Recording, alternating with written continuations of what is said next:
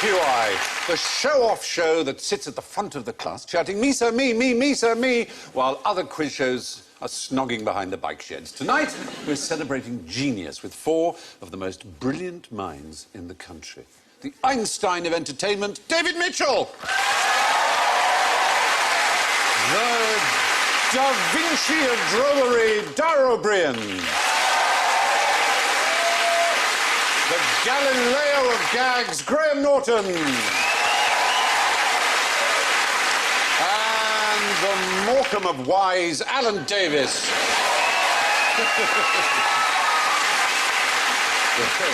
But before our SWAT team of SWATs don their white coats and clever clogs, we should hear their buzzers. And Dara goes... University College Dublin, O'Brien. David goes... Peterhouse Cambridge, Mitchell. Graham goes... University College Cork, Norton. And Alan goes... Can I have a pee, please, Bob?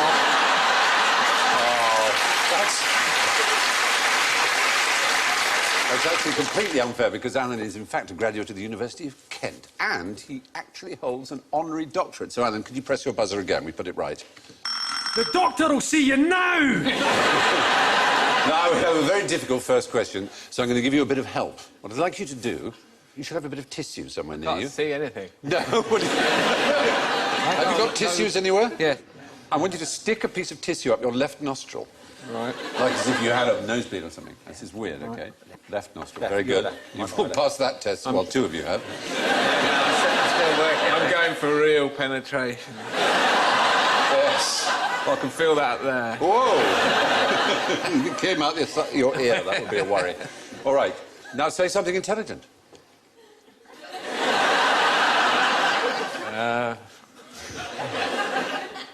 A squared equals B squared plus C squared. That's very good. Pythagoras' theorem, you know. Yeah, excellent. Well, now, what this is about... Do you breathe through your left nostril mostly, or right nostril, or both nostrils? My arse. Aye. I've always suspected that one works better than the other, but I've never kept a note of which it is. Well, you won't be surprised to hear that some people do keep notes of how people breathe. Does it not alternate? You're right, Dara O'Brien. It does alternate. It has a periodicity of 4 hours. You swap from being mostly left to mostly right. And what's completely weird is that you answer questions on different types of subject better according to which side you're breathing through. Am I going to asphyxiate about 12:30? You might, actually. That's a very good point. You are allowed to breathe through your mouth if you want to. Should we be keeping notes of of what shift work our nostrils are on? So that, it's the left will be in charge from 1 till 4. That's when I should be doing sort of maths-based things, like my tax return. If I'm going to write a poem, I'll wait till the more creative right nostril comes on the screen at about 4 p.m. Well, actually, if you're breathing through your right nostril, you should be better at visual and spatial tasks. If you're breathing So right through... now? Yes, that's it. You should be good at visual and spatial things. Right, and if you block the right one, you should be better at verbal things. I know it sounds mad, but you've probably heard of the study in '89 called Unilateral Nostril Breathing Influences Lateralized Cognitive Performance by Block, Arnott, Quigley and So Lynch. why don't all sports people constantly block their left nostrils? Well, actually, we've probably seen one. A lot of sports, they put a piece of elastoplast, plaster. Oh, that thing that stops the anti-snoring little thing. They do that. You are. To wind, so they're both open at the same time, so they get maximum, I guess. And often they snort drugs as well. They don't. When we watch a sports person with one of those things on, they're not only at their best at sport, they're also at their most verbally dexterous. Indeed. And visually and spatially, because they've got both wide open. Otherwise, they can't even go, mine. No, what have you got? What have you found? I think I lost the end. Oh, dear. It'll reappear, won't it? Somewhere. It all comes out eventually. Yeah. You'll cry it out at some point. Are these going on eBay? They could do. You want to sign it? All right. Yeah, go on. But if you block... I think I've already left my mark. Blocking the right nostril makes you more emotionally negative, it appears, according to another study. A higher score on the Spielberger State Anxiety Inventory. So if you wish to feel slightly more cheerful, don't block the right nostril. So that's why now... Now you're quite calm. Yes. You're quite bouncy and happy, aren't you? No. You see, you block the right nostril. It's terribly sad. I'm horrible. But if you keep them in, I'm going to ask you a question that will test your visual spatial. Which one in am the I in? left. Left. Keep them in left, OK. Yeah, because it seems that the quickest way to improve your verbal reasoning is to shove a tissue up your left nostril. So let's see how these tissues have worked. Consider, right, an n-dimensional hypercube and connect each pair of vertices to obtain a complete graph of 2 to the power n vertices. Each of them? Yeah. Then colour each of the edges of this graph using only the colours red and black. That's my question, what is the smallest number, the smallest value of n for which every possible such colouring must necessarily contain a single-coloured, complete subgraph with 4 vertices which lie in a plane? 6. That is exactly what people used to think. That's amazing. Brilliant. Further. Absolutely extraordinary. Further up there. Further. Yeah. Yeah, until 2003, most graph theorists thought the correct answer was probably 6. I can only apologise. But Come in here with your old graph theory knowledge. How dare you? It's so difficult, isn't it, when you've got a busy showbiz lifestyle like yours to keep up with the graph theory? Yeah. Probably only 8 or 9 hours a day you're devoting to it now. well, I have to say, I've got Graham's number. Have 6. you got Graham's number? No. I don't have that sort of relationship. You've not got that sort of relationship. There is such a thing, which is relevant to this, as Graham's number. But it's bigger than 6. Of course it is. It is really big. Try and think of a really, really big number. 17. It's... Do you know what? It's even bigger than that. This number... All right, now get hold of this idea. This number is so big that all the material in the universe, right, couldn't make enough ink to write it out. It's called Graham's number, named after a fellow called Ronald Graham. And weirdly enough, scientists know that it ends in a 7. Which is really strange. How will it end in a 7? Could you just turn that into an 8 and then it's a bigger number? It didn't say it was the biggest number ever. It's just this is Graham's number, which is huge. You could have another Graham's number. You could have Norton's number. Graham Norton. I made it an 8 at the end. But you can remove your tissues, incidentally. No. I think I'll miss it now. Oh, will you? OK. Keep it both. I'm worried about what might come out when I pull it. The fact is, this problem is a graph problem, it seems. Imagine a cube with lots of different dimensions, where each corner of the shape is connected with red or black lines to every other. What is the fewest number of dimensions so that you must end up with at least one single-coloured square with the same coloured diagonals? Until 2003, they thought it was 6. Now it's been shown that it must be at least 11. The answer may well now be 12, but it's somewhere between 11 and Graham's number, that enormous number. Which is... There's quite a lot of room for error, isn't there? Yeah. That's not really an answer, is it? The greatest mathematical minds in the world just don't know what the answer is. It seems... I don't understand the question. Neither do I. Neither do I I. imagine they don't either, to be honest. And they're really hoping nobody... What they do know is it ends in a 7. Why are exams so much easier for youngsters these days? Yes. Dublin or Breen? Thank you very much. Firstly, are they actually easier these days, or are they simply marked more generously these days? It is just one of these things. I'm sorry, this may be a national thing that you do, but you have a tendency to presume that you have a very stupid generation of kids in this country. Then you set them a series of exams, they all get A's, and you go, well... That proves they're stupid, yes. It is a horrendous catch-22 if you're a 17-year-old. My problem with exams, though, is that more and more people get A's. And so whether or not that's because they're getting more intelligent or the exam's getting easier or a bit of both, it still is defying the point of the exams. The point in exams is to tell people apart, not just to go, you're all great academically. Yeah. Everyone can be Professor of Latin. Share the Professor of Latin salary between you and starve. Yeah. You're right, it should be done by percentile. That's the Which point. is how it used to be done. And that's the point of our IQ test. And what's interesting about the IQ test is that each year it gets better by 0.3%. So 3% every 10 years. Children get smarter, so they have to normalise. So if you go back to your great-great-grandparents, they would be, under the Mental Health Act of 1983, retarded. They would be actually, because they would have an IQ of 70. My great-grandfather signed his marriage certificate with a cross. But his name was Xavier. I don't think it was, no. Or perhaps he should have used a pen.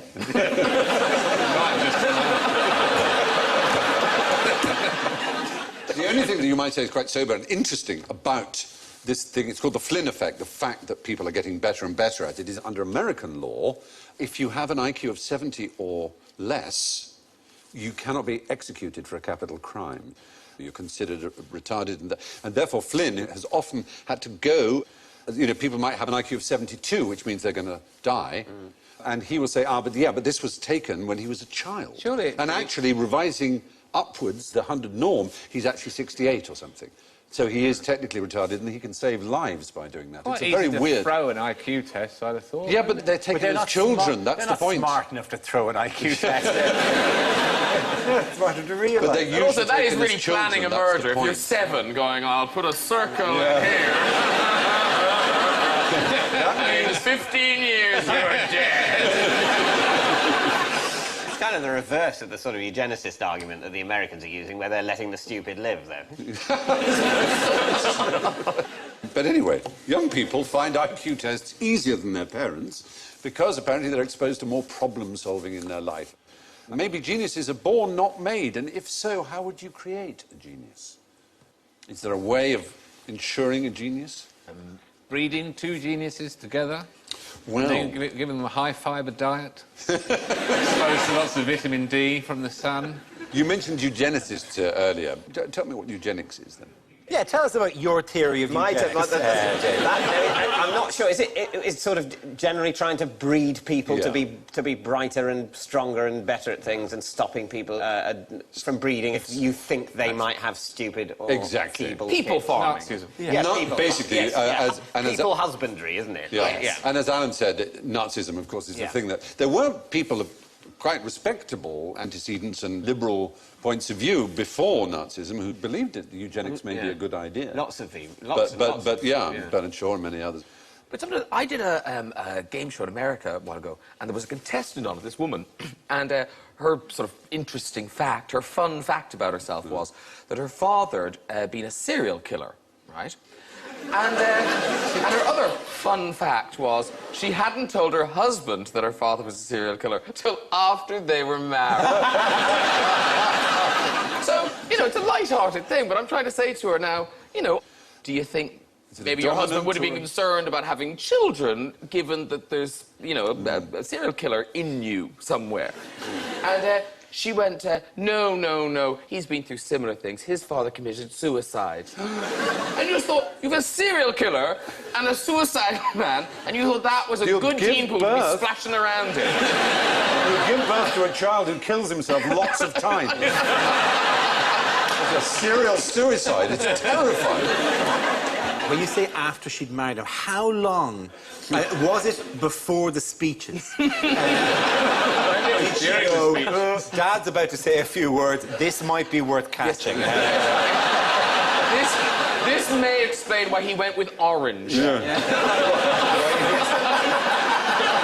only one with plastic cutlery at the wedding. Why are they wheeling your dad up? To take over his face? I suppose what you'd do then is you'd have her come as a serial killer themed wedding. Well, can we just go back to the past? And on this subject of creating geniuses, who was one of the great geniuses? Or Da Vinci. Da Vinci is exactly the man I was after. He was known to be a genius in his own time. I mean, they knew how astoundingly great he was. His brother Bartolomeo actually... Idiot. No, that's awful. This Bartolomeo married, and he decided he wanted their child to be like his brother Leonardo. And oddly enough, it sort of worked. There's Leonardo dying, and it shows he was, you know, he was kind of worshipped almost. They realised how great he was. What's Rodney Bewes doing in the background? Yeah, it's defo Rodney Bewes. He does look quite Rodney Bewes. Rodney Bewes is the Highlander, is he? What a weird, unsettling thing to discover that would be, in the context of the credit crunch and everything, suddenly to discover that Rodney Bewes was immortal. I mean, you have to imagine on the news sort of going, and today it emerged that actor Rodney Bewes has been alive for as long as time. So what is it? Given the things we've been talking about, where I'm pretending to know what you're talking about, I actually really don't know who Rodney Bewes is. Do you remember The Likely Lads and then Lads. Whatever Happened to The Likely Lads? We didn't get that in Ireland, did we? No. Oh, well, there's James Bolam and I know who Rodney he is. Well, Rodney Bewes. They played a couple That's of... basically him there. All right. That's Leonardo da Vinci's hand. The chances of me meeting him in the future are very high. I have to say, the whole point about QI, right, is that the rest of the world talks about cultural things, reality TV and pop stars and Rodney Bewes, and we talk about Leonardo. And what you've done by coming on is we started... No, you, actually. We started talking about Leonardo, and we've arrived at Rodney Bewes. Well, That's the wrong direction. I didn't even know who he was! You're right. You're so right. I'm sorry. I was very unfair on you, Graham. I was wafting the rarefied air of Leonardo. You're right. I think that... The stink bomb of Rodney Bewes has exploded over Boy there. at the back, you're To right. me, Rodney Bewes looks older there than Rodney Bewes in our present time. So I think Rodney Bewes must, in the future, travel back in time to check Leonardo da Vinci's pulse. They're absolutely sure he's dead. Using the futuristic technology of pulse checking. The others there are all going, what's this weirdo Rodney Bewes doing? See the one on the right? He's got his head in his hands. So embarrassing.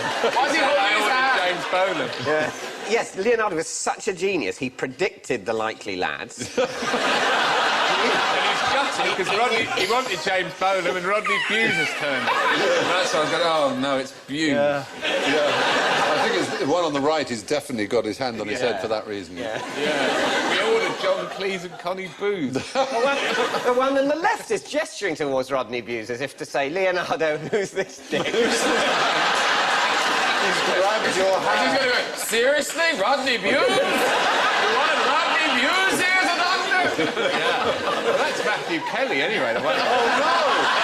Oh, don't let it be Matthew Kelly. Oh, Lord.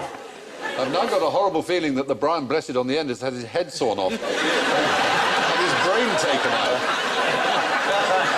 But he's no longer Brian Blessed. He's turned into somebody else. I don't know how that can be. Anyway, I wanted to discuss the fact that, unbeknownst to him, when Leonardo died, he had a nephew called Pierino, who was brought up to be a genius, and actually kind of was. He was sent to Florence, and he demonstrated great talent, but sadly, he died at age only 22, leaving 20 works behind him. Pushed out of a window by Michelangelo. Yes, or possibly by Mozart.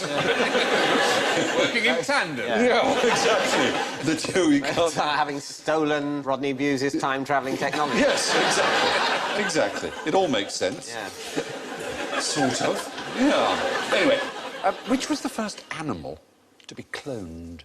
Oh, well, I can't be, so it's... It's not Dolly the sheep, then. No, you're right. It isn't Dolly. You've all been so good at avoiding my little honey traps. No. But I thought it was Dolly the sheep. It's not. Not the first animal, no. We have to go back to the 1880s for the first cloning. Really? Yeah. It was a sea creature, actually. An octopus or something? No, it was a sea urchin. There's one. This was a German called Driesch who did it in 1885. But in 1902, another German, Hans Spemann, cloned a salamander. And he used a rudimentary noose, right, to separate the cells of the embryo. And the noose was made of the hair of a human baby. And he used it as like a little lasso to separate. Isn't that marvellous? That is fiddly work. It is very fiddly work, I've got to say, yeah. There must have been lots of times where he's going, okay, calm down. Could I please have another baby's hair? Back to the baby. All the people trying One guinea, madam.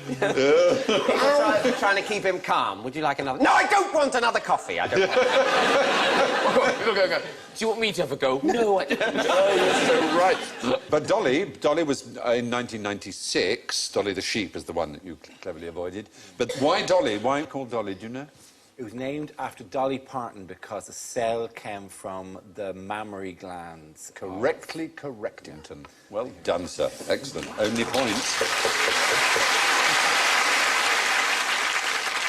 I think there was a point where they go, we can just get another sheep and say, yeah, there it is, it's genetically identical, that one. There, those two sheep look similar. Well, that's because they're genetically identical. Well, oddly enough, things can be genetically identical and rather surprising because the first cat to be cloned was called Rainbow and her clone was known as CC. And there. You say, now, how can that... Well, they didn't put the effort in. No, you're going to say, you see. When they trawled the pet shops for that little faker. They could have they could have at least sent the guy who they sent to get the other kitten with a photo of the original. Not just get any cat. Yes. The little kitten is called CC. Points if you can guess what that stands for. Cat clone? Whittier. What sort of Whittier? Say? Points to the audience. Copycat, you see. Very good, yeah. The operation was known as Operation Copycat, obviously. It's part of a larger project to clone a dog, which was... Oh, that's a bit... Well, it was called Missy, the Missiplicity, named after a dog named Missy. And the world's first clone dog from Korea is called Snappy. And they ate it. Of course.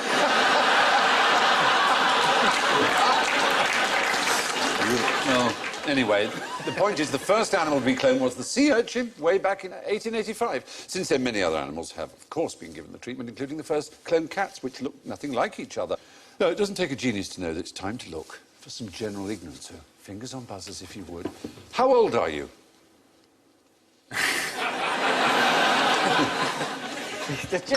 Oh, yes. Norton. How old do I look? See you! How old do I feel? Just shows you the effect of this game, though. You ask a question, all four of us think that is something I definitely know the answer to. I've been made so uncertain. And I'm not even willing to give my own age, name, or address. How can this possibly be a trap? Yeah. I am 37. No, 37. Dublin or Breed? Yeah, There we go. No points lost.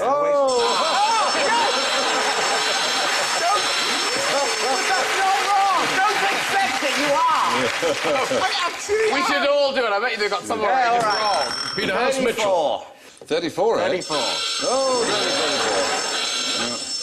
34. You don't want to do this. You I'll don't do it. A grand more than 46. I'm not doing it. Well, obviously, as the baby that was, called Graham or Dara or David or Alan was, arrived on the planet the number of years ago that you said, but that's not how old you are when I touch you. If I touch your arm, how old is that arm? Is that as old as that? It's like 6 weeks old or something like that. 5 years we replace our entire... There are different bits of one, that's right. There are different bits of one that take... Some of them... Your cells regenerate. Your red blood cells last only 120 days. A liver has a turnaround time of 300 to 500 days, sort of 1.5 years. Hurry up. The entire human...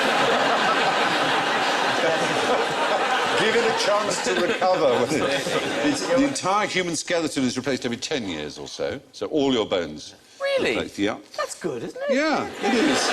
Unfortunately, they're replaced in an aged way, rather annoyingly, rather than a brand new So they're way. replaced with second-hand ones. Well, not exactly used, no, but...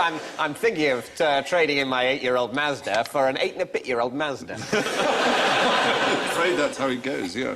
It's all rather unfortunate. So an adult's body may turn out as usually somewhere between 7 and 10 years old in terms of its cells, though some of the cells are much, much younger. And 98% of the 7 billion atoms in the human body are replaced yearly. Do you know, I think some of my socks are older than I am. That's a marvellous Yeah, thought. I feel I should defer to them. Yes, exactly. You've been around longer than me. But most of the cells in your body are not your own. They're not human. Was this bacteria? Yes, they're bacteria, yeah. In fact, more than 500 different species of them. They make up more than 10 times the number of human cells. Isn't that interesting? On average, all the cells in your body are only 10 years old or so. Now, how did the Church of England originally react to Darwin's theory of evolution? Well, they weren't happy about it. They weren't happy about it.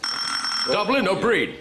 They didn't get it, I don't think. Nobody really got it for a while. He delivered it to a meeting of the Royal Society, I think it was, and people just kind of went, oh, OK. That's true of his original paper, but when he published On the Origin of Species, it was a massive bestseller. In fact, it sold out even before it was printed.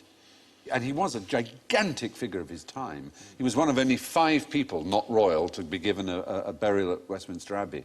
And they absolutely understood his greatness. And the surprising thing is the Church were not that worried at all. I specifically said Church of England.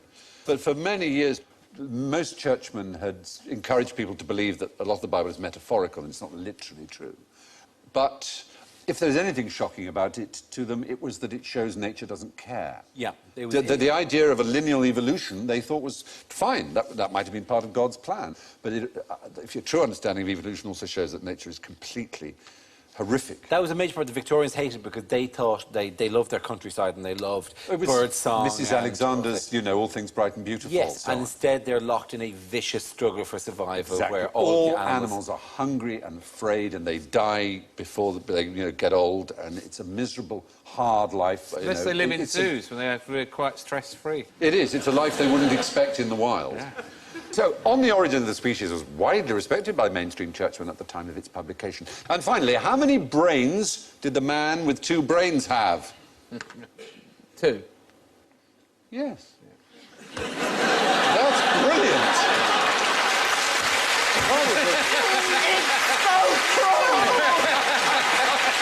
Yeah, he's wise enough to spot a double bluff.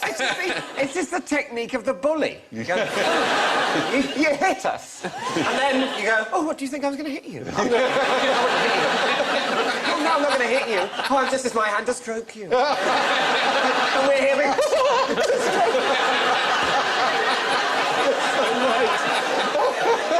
That's exactly what we do. The fact is, Dr. Michael Gershon has proved that we all have 2 brains.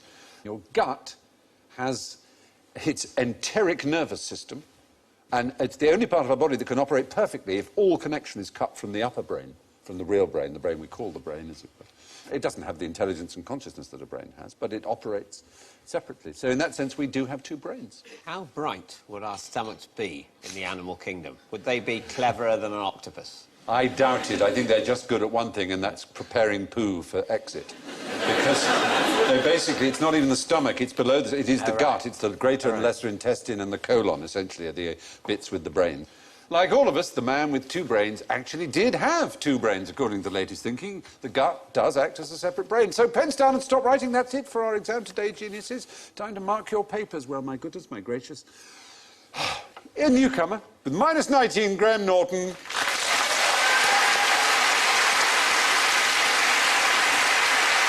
In third place with -8, David Mitchell.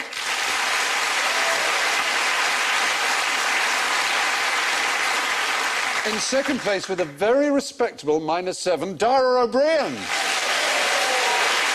Which can only mean that today's geniuses of genius is Alan Davis with 4 points.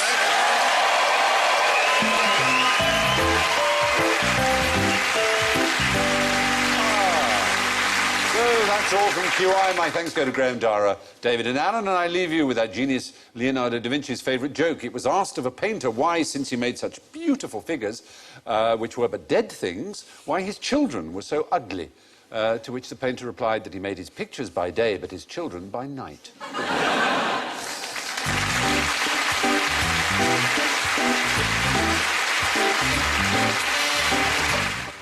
Alistair McGowan is your host. Next on BBC One with more top comic talent on stage, live at the Apollo.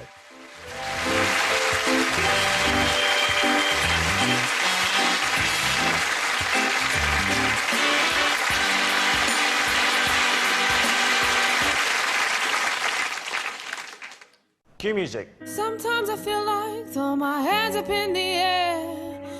I know I can count on you.